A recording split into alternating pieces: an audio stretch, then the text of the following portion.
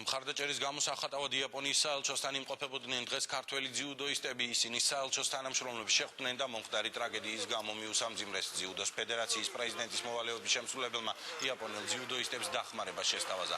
ქართული მხარე მათ საქართველოში ჩამოსვლას და ვარჯიშის აგრძელებას თავაზობს. დღეს საელჩოსთან ინტერნეტ აქციის მონაწილეებიც იმყოფებოდნენ. Facebook-ის სოციალურ ქსელში გაწევრიანებულმა მომხმარებლებმა სპეციალურ პლანშეტზე საკუთარი საცხოვრებელი მისამართები დაწერეს. ამ სიმბოლური ნაბიჯით დღეს აქციის ორგანიზატორები აცხადებდნენ, რომ საქართველოს მოქალაქეების კარი ღიაა იაპონიის მოსახლეობისათვის. აქცია ინტერნეტით სოციალურ ქსელშიც განმეორდება. ვიზიარებთ ყველა ძიუდოს ფედერაცია ამ წუხარებას, რაც იაპონიის ქვეყანამ განიცადა.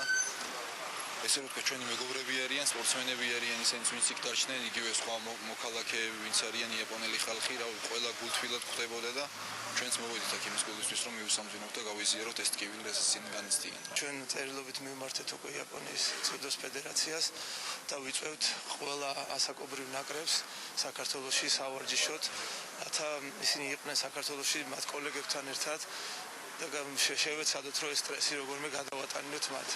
სოციალური ქსელის მეშვეობით ვთხოვეთ ხალხს, რომ მოსულიყვნენ დღეს აქ და სპეციალურად გააკრულ პლანშეტზე დაეწერათ თავისი მისამართები და ამით გამოეხატათ, რომ ჩვენი სახლის კარი,